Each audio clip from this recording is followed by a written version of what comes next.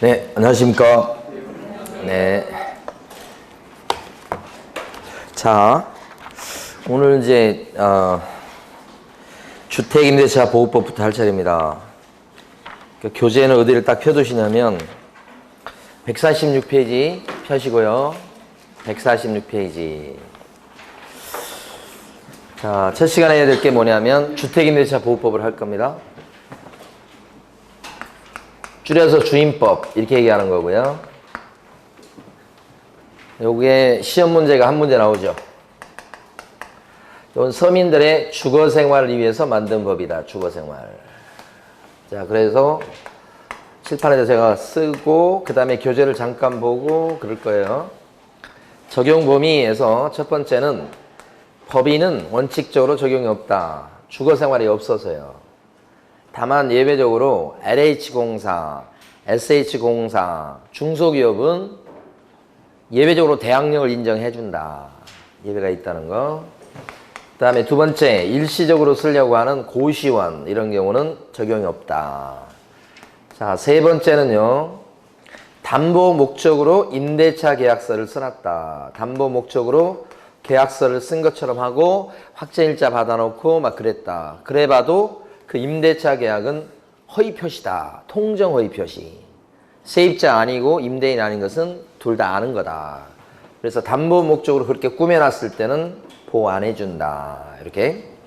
두 번째, 주택임대차 보호법은요. 존속기간에 대해서 정한 게 있는데 일단 기간을 정하지 않거나 또는 2년 미만으로 임대차 기간을 정했다. 이렇게. 그러면 그때는 임대차 기간은 2년으로 봐버린다. 그래서 만약에 임대차 계약 기간을 1년으로 했다. 가능하다. 대신 2년 돼버려요. 자, 그런데 그때 임차인은 또 어떻게 할 수 있냐. 임차인은 1년 미만으로 계약 기간 1년으로 정했다면 1년을 주장할 수 있다. 임차인만 주장할 수 있어요. 계약에 1년 했으니 1년 살고 나가겠다고 해버릴 수 있다. 임대인 아니고 임차인만 주장할 수 있다. 그 다음에 이제 묵시적 갱신. 아무 말 없이 임대차 계약 기간이 쏙 지나가면 다시 2년 한 걸로 본다. 2년 계약을 했는데 묵시적 갱신. 그러면 갱신된 임대차 기간은 몇 년이 되는 거예요? 2년. 2년이 된다고 딱 정해놨어요. 그죠? 요 임대차 계약 기간이 3년이었습니다. 갱신이 됐어요. 그러면 2년이야, 2년. 그렇게. 갱신된 것은 무조건 2년. 요건 딱 정해진 거예요. 그때도 임차인 어떻게 합니까? 언제든지 나가겠다고 해지 통보를 할 수가 있다. 임차인만 해지 통보할 수 있는 겁니다. 임대인은 안 되고. 그쵸? 임차인을 임대인으로 잘 바꾸니까 효력은 당장 생기는 게 아니고 3달 있다 생긴다. 그쵸? 네? 그런 거. 그 다음에 대항력입니다. 대항력은, 자, 주인이 바뀌었을 때 새 주인한테 자신의 권리를 계속 주장할 수 있는 게 대항력. 주인이 바뀝니다, 을로. 요게 매매를 통해서 바뀌든, 상속을 통해서 바뀌든, 경매를 통해서 바뀌든, 새 주인한테 옛날 주인이랑 임대차 계약을 체결했던 임차인은 계속 자신의 임차권을 이렇게 주장할 수 있다. 임차권을 주장한다는 건 계약기간 2년이라면 그 2년 동안 쫓겨나지 않고 살 수 있다. 1년 만에 주인이 바뀌어져요. 그런 거. 그 다음에 이 사람 보증금이 3억입니다. 그러면 나중에 계약기간 2년 끝나고 나갈 때는 을한테 3억을 내놓으라고 해서 받아서 나갈 수 있다. 안 빼주면 빼줄 때까지 안 나오고 버티는 것도 대항력이다. 인정이 되는데 그러려면 임차인이 임차권 등기를 하든지 아니면 임차인이 거기에다가 주민등록 전입신고를 제대로 해놓고 살고 있든지 그러면 된다. 그래서 대항력을 주장할 수 있는 요건을 요 대항요건이라고 하고 이의 효력 발생은 당장 그날 생기는 게 아니고 다음날 생긴다고 한다. 다음날을 우리 판례는 0시라고 해석하는 겁니다. 그러니까 주민등록 전입신고가 중요하다. 이렇게. 요 전입신고에는 가족들의 전입신고도 다 포함하는 개념으로 본다. 그리고 여기서 얘기한 요 주소는 단독주택일 때는 집원까지 주소가 맞으면 보호가 되는 거고. 그죠? 만약에 다세대 주택, 연립주택, 아파트 이런 경우는 동호수까지 주소가 맞았을 때 보호가 된다. 이런 거예요. 네. 근데 여기서 이제 중요한 것은 경매의 경우에 중요하죠. 경매를 통해서 주인이 바뀌는 이런 상황일 때는 이 세입자가 대항 요건을 갖췄다고 해서 무조건 대항력이 인정되는 게 아니고 이 앞에 혹시라도 근저당이 앞자리에 딱 나와버리면 후순위로 밀렸잖아요. 그래서 아무리 대항 요건을 갖춰도 이 낙찰자한테는 대항력을 주장할 수가 없게 됩니다. 경매만 그렇게 됩니다. 그죠? 그래서 만약에 이 세입자가 이 대출 근저당보다 앞에 있었다면 대항력을 인정받습니다. 그러니까 뭐 왜 그런가 그걸 물론 생각하면 좋지만 그게 안 되면 앞에 오면 살고 뒤에 오면 대항력이 없는 거예요. 그렇게 그냥 단순히 생각하는 것도 시험에서는 도움이 됩니다. 네. 자, 그 다음에 요 대항력과 했습니다. 그래서 만약에 근저당 날짜가 요게 1월 7일 전입신고 날짜가 요게 1월 7일이라고 한다면 경매의 경우라고 한다면 이 세입자는 대항력이 있겠어요? 없겠어요? 없다. 없죠? 같은 날이면 이 사람이 요 다음 날로 넘어가서 그렇다. 그쵸? 그런 거. 그 다음에 주민등록 전입신고를 우리 세입자는 제대로 했는데 공무원이 다른 주소로 올려놨다. 100% 공무원 책임. 일단은 대항력 인정받는다.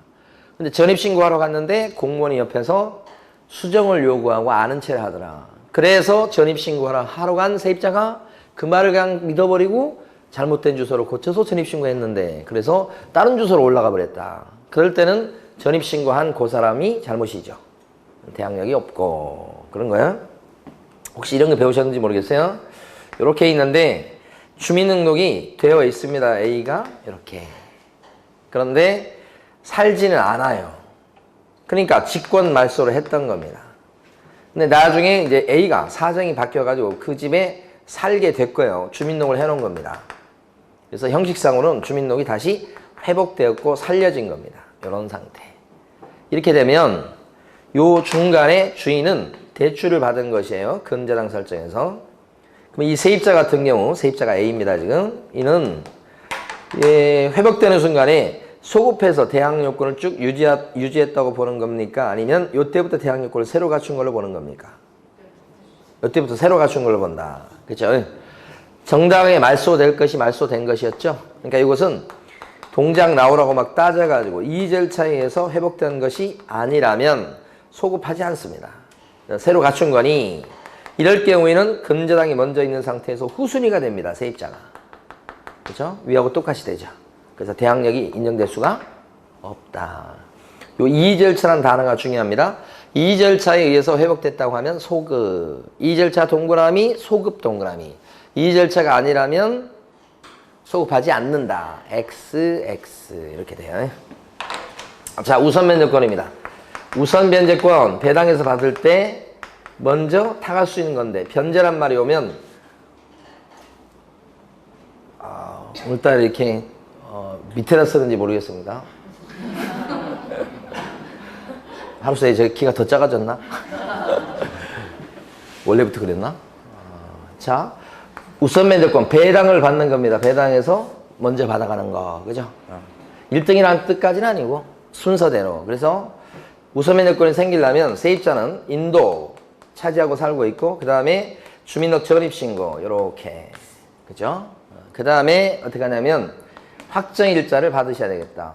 임대차 계약서를 들고 가서 네모난 도장을 받고 거기에는 날짜가 찍힌다. 날짜가 1월 7일 이렇게. 이게 확정일자입니다. 확정일자까지 받아두어야 우선 변제권이 생기는데 확정일자는 어디서 받느냐? 동사무소, 등기소, 공증사무실, 시골 같은 경우는 읍사무소, 면사무소 등등등 되게 많다. 그래서 확정일자 받으면 생기는데 확정일자 받았는데 주소 옮기면 우선 변제권은 없어지는 거예요. 그래서 대항요건 플러스 여기까지. 그럼 우선 변제권이 생기는 시점은 대항요건의 효력도 발생하고 확정일자의 효력도 발생한 가장 늦은 시점이다. 그러니까 전입신고가 예를 들어서 1월 6일 날 돼 있고 확정일자 1월 7일이라면 이 세입자는 우선 변제권이 언제 생기느냐? 요 전입신고 효력은 1월 7일인데 0시고요. 그 다음에 요 확정일자는 시간을 못 따져서 1월 7일 그 자체입니다. 그러니까 우선 변제권은 1월 7일 0시에 생긴다고 볼 수가 없어요. 확정일자가 그 자체이기 때문에. 그래서 1월 7일 날 생긴다. 이렇게 반대로 확정일자를 먼저 받으면 1월 6일 인도 플러스 주민등록 전입신고가 그 다음에 대항 요건을 갖췄다. 이게 1월 7일이면 이 세입자는 우선면 요건이 언제 생기느냐. 이 세입자의 우선면 요건은 확정일자는 시간 못 따지죠. 그날. 요 전입신고는 다음날. 그래서 1월 8일 생기는 거고 구체적으로 몇 시죠? 0시 이렇게 되죠. 그래서 우선면 요건은 등수 따지는 게 중요하다. 그래서 만약에 저당권 설정 등기가 돼 있다. 은행이. 그 날짜가 1월 7일이라면 이 은행과 요 세입자가 배당해서 등수 경쟁을 한다면 누가 이길 건가?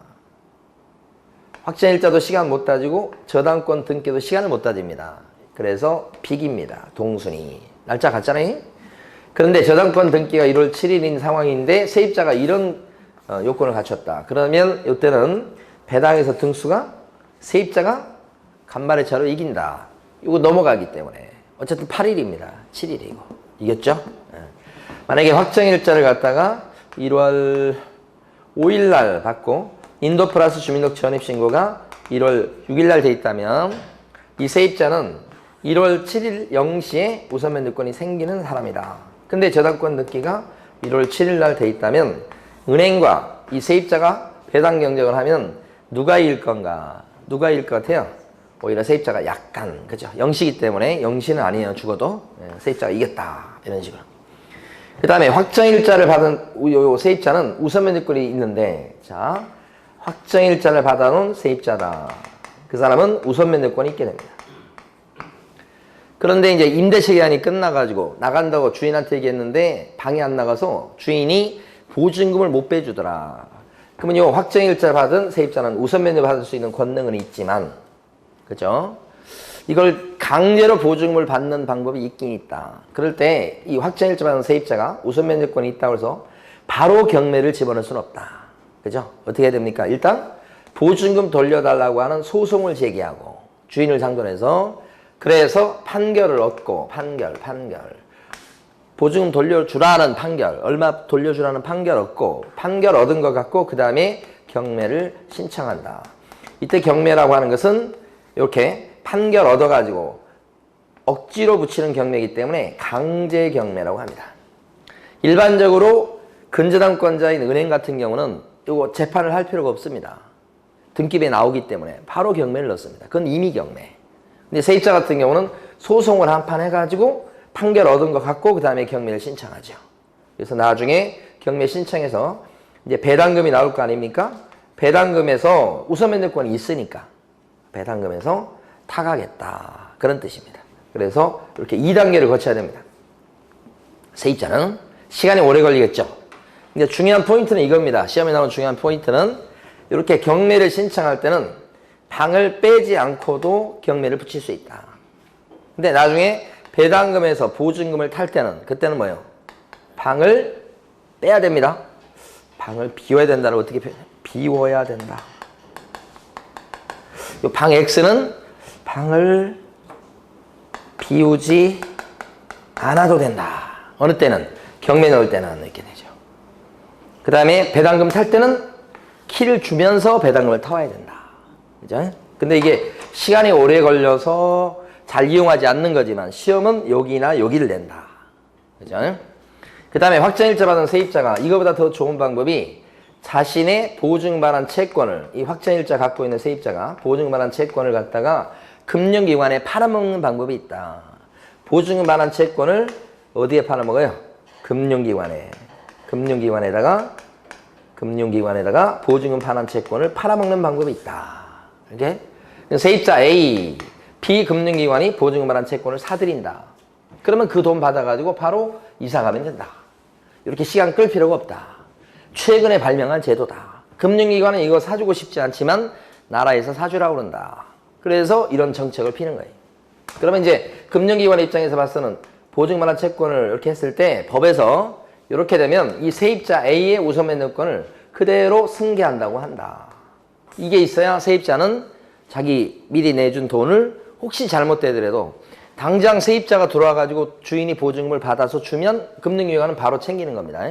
근데 만약에 그게 안 되고 경매 넘어가는 일이 있어도 확정일자 받은 임차인의 요 우선면 요건을 승계하기 때문에 요 미리 준 돈 채권 사면서 준 돈은 떼일 가능성은 거의 없다. 안심할 수 있죠. 다만 이때 문제점은 요 A가 혹시라도 주소를 옮기거나 이사 가버리면, 그죠?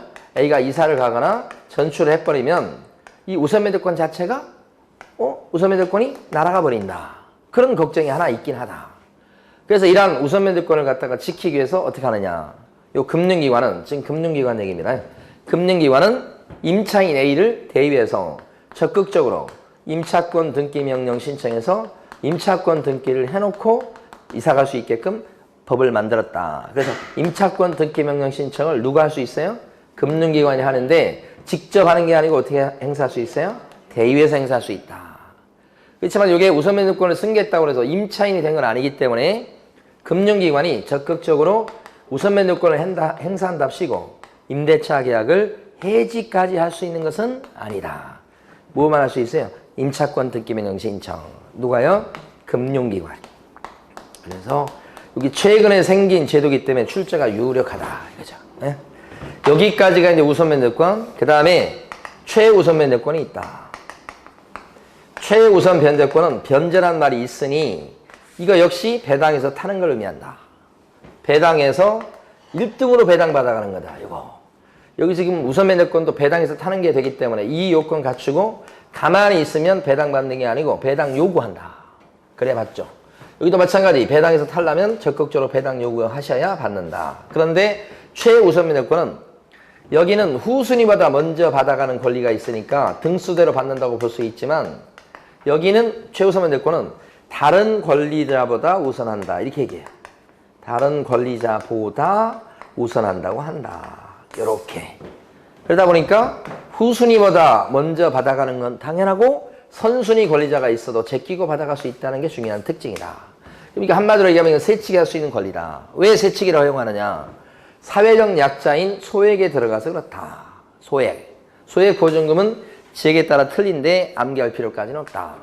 소액에 들어가면 사회적 약자로서 세치기 할 수 있도록 허용한다. 다만 요건은 일단 인도 플러스 주민등록 전입신고라는 대항 요건은 기본적으로 갖춰야 되겠다.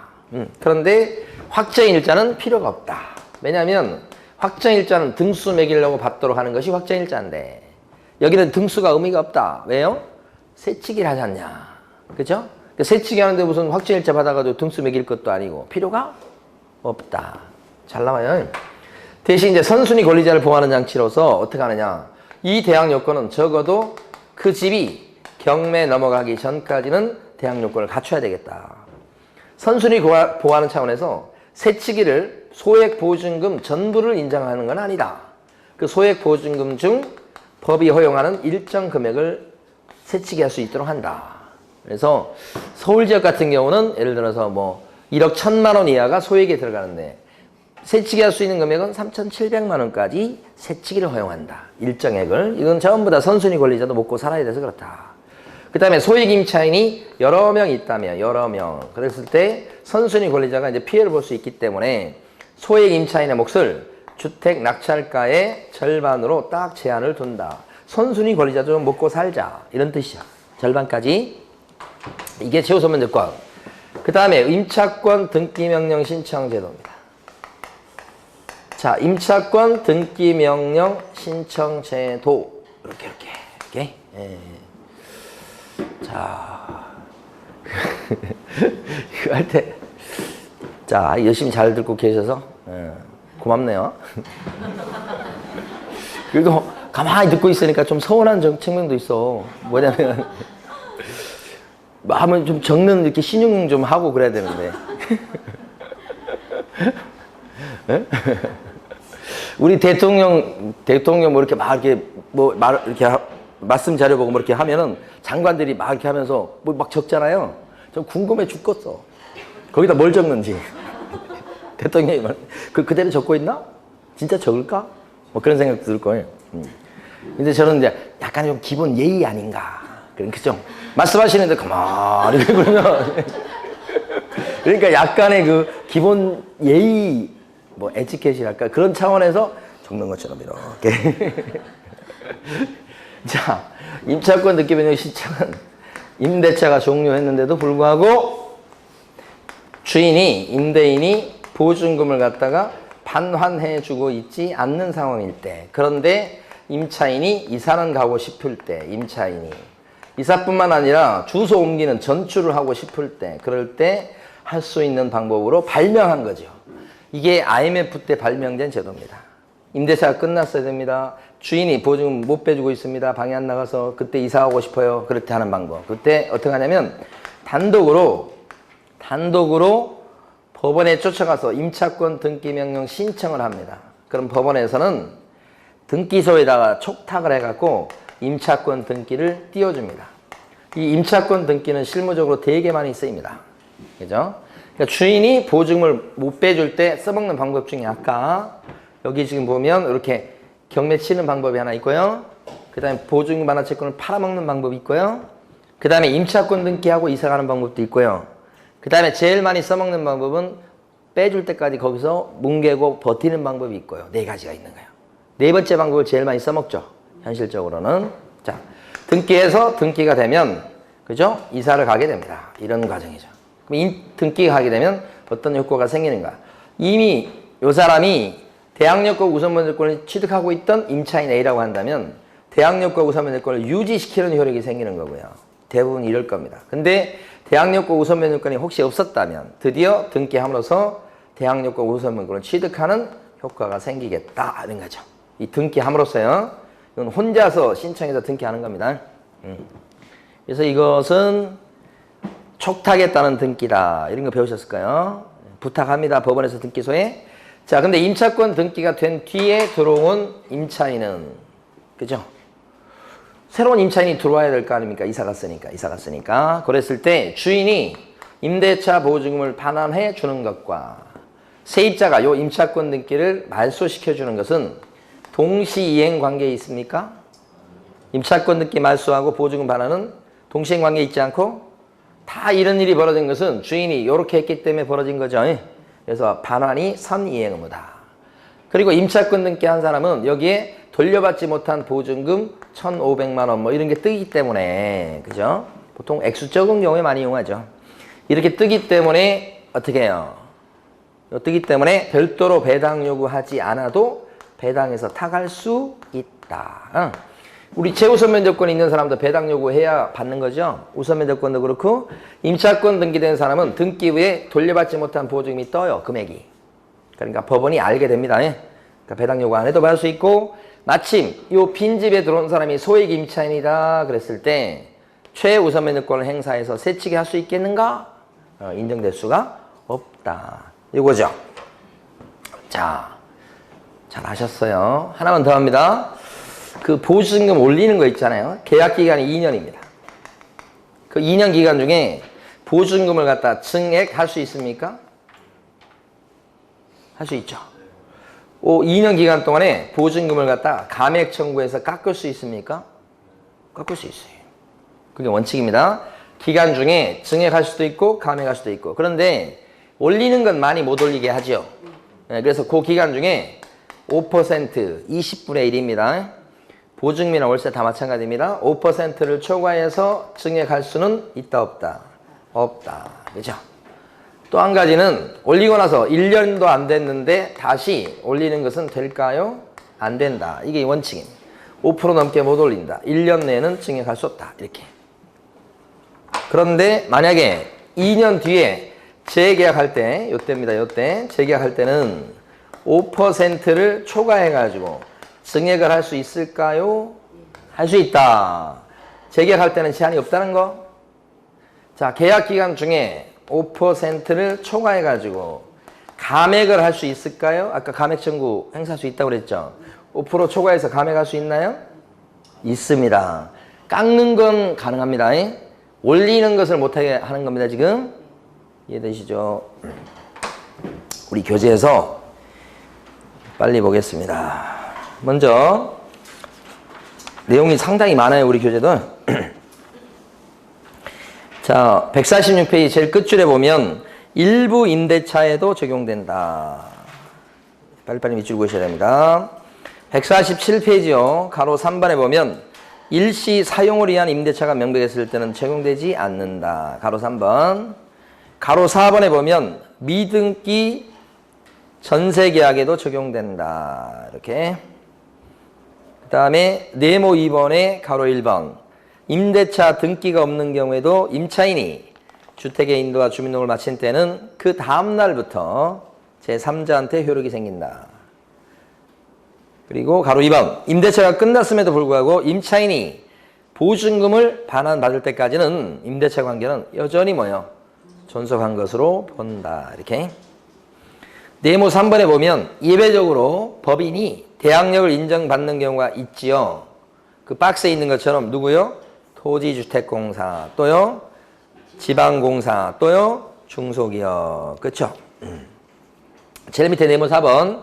임차권은 원래 임차주택에 대해서 민사집행법에 따른 경매가 행해진 경우에는 원래 임차권은 경락으로 어떻게 되죠?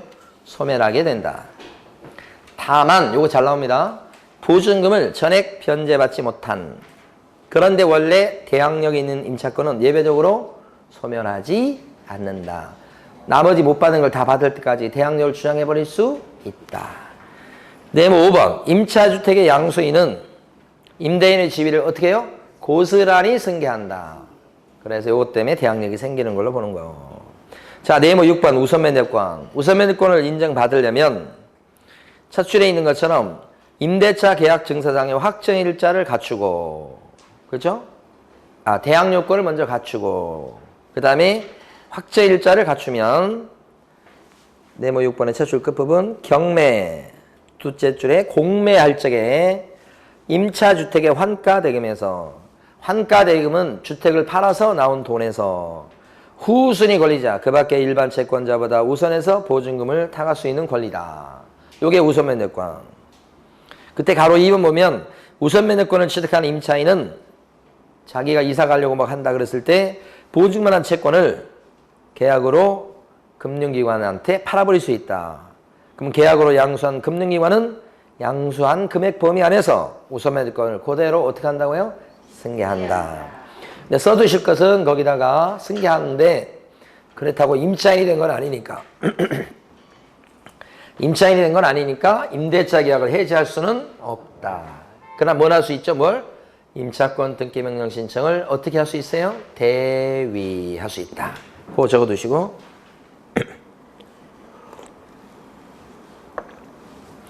그 다음에 네모 7번 보증금의 회수 조건이라고 된 거 이겁니다. 임차인은 임차주택을 양수인에게 인도하지 않으면 우선 변제했다는 보증금을 받을 수 없다. 이게 뭐냐면 아까 이거 자, 보증금을 갖다 돌려받지 못한 상황. 그래서 이 세입자가 우선 면접권이 있는 세입자인데 바로 경매를 집어넣을 수는 없고 재판을 한 판 합니다. 그래서 경매를 집어넣죠. 경매를 집어넣을 때는 방을 비우지 않고도 경매 신청이 됩니다. 그러나 배당금에서 막상 보증금을 탈 때는 뭐예요? 키를 넘은 거죠. 키. 그죠? 그 얘기고요. 그 다음에 제일 끝에 임차권 등기명령 신청 제도가 제일 끄트머리에 나오죠. 보증금을 임대차가 끝났는데도 돌려받지 못한 임차인입니다. 그러면 혼자 가서 자 149페이지 제일 위로 가면 법원에 가서 임차권 등기명령 신청을 혼자서 할 수 있습니다. 근데 그때 가로 3번에 보면 임차권 등기명령 신청에 들어갈 때 그 들어간 비용이 몇만 원 나올 수 있는데 그 비용은 싹 누구한테 물릴 수 있다고요? 임대인한테 물릴 수 있다. 그 다음에 가로 4번 임차권 등기가 되면 자 거기 가로 3번의 첫째 줄, 둘째 줄 대항력과 우선면접권을 취득하고 셋째 줄, 둘째 줄, 셋째 줄 이미 취득했다면 유지시키는 효과가 생긴다. 가로 4번입니다. 자 그래서 가로 5번처럼 임차권 등기가 된 이후에 혹시 대항력권을 상실한다고 하더라도 이미 취득해놨던 대항력과 우선면접권은 잃지 않는다. 그 다음에 가로 6번 임차권 등기명령 집행에 따른 임차권 등기가 끝난 주택을 그 이후에 임차한 임차인은 소액 임차인으로서의 최우선 변제받을 권리를 행사할 수가 없다. 이거죠. 최우선 변제권이 없더라. 그죠? 없는데 자 배당 요구 않고도 배당을 받을 수 있는 자격이 있는 거고요. 제일 그래도 시험에 많이 나오는 건 이겁니다. 이거. 동시행관계에 있지 않고 보증금 반환이 뭐예요? 선이행 의무다. 요거 써두시고 2개. 막상 그 중요한 거 두 개가 빠져 있습니다, 지금. 자, 그 다음에요. 밑에 보시면 네모 11번 나옵니다. 그 네 줄 다 밑줄 긋습니다. 그래서 거기 보면 특히 두 번째 줄에요. 집행권한에 따라서 경매를 신청하는 경우에는 집행 개시에 관한 요건으로 한 민사집행법에도 불구하고, 아이고 어려워요. 자, 셋째 줄부터 기억하십니다. 반대 의무의 이행이나 이행 제공을 집행 개시 요건으로 하지 아니한다. 요게 잘 나와요. 반대 의무의 이행이나 이행 제공이 뭐죠? 방 비워주는 거. 방 빼주는 거. 자, 다음 페이지요. 네모 12번도 잘 나오죠. 기간을 정하지 않거나 또는 2년 미만으로 임대차 기간을 정했다. 그때는 몇 년 계약한 걸로 봐요? 2년. 150페이지 제일 위입니다. 그래도 임차인은 어떻게 해버릴 수 있다? 2년 미만으로 정한 기간의 유효함을 주장할 수 있다. 자, 네모 14번에요. 가로 2번과 가로 3번 두 개 묶으시고, 차임이나 보증 매칭액 청구는 20분의 1 금액을 초과하지 못한다. 가로 3번, 올리고 나서는 다시 1년 안에는 다시 올릴 수가 없다. 네모 15번요. 보증금의 전부 또는 일부를 월세로 전환할 때는 그 전환율을 제한한다. 산정률을 제한한다. 거기 나와 있듯이 우리 주택 같은 경우는 연 1할, 연 1할이 10%죠. 1할이 10%. 그 다음에 기준금리 플러스 연 3.5%. 기준금리가 지금 뭐 0.5나 됩니까? 7호입니까? 굉장히 낮죠? 거기다 3.5를 더해요. 그 두 개 중에서 낮은 비율을 곱한 월 차임의 범위를 초과할 수 없다. 낮은이요, 낮은. 그러니까 보나마나 연 10%하고 3.5%, 기준금리 플러스 3.5% 두 개 중에 낮은 건데, 기준금리 플러스 3.5%가 낮을 거예요, 보나마나. 기준금리가 1%도 안 되니까. 그거 넘을 수 없다. 이런 뜻. 오른쪽에 가시면 네모 16번. 소액 임차인은 보증금 중 일정액을 다른 담보물권자보다 우선해서 변제받을 권리가 있다. 이게 최우선이다. 그러려면 둘째 줄에 있는 것처럼 경매 신청 등기 전에 대항 요건을 갖추고, 어디에 해당돼야 됩니까?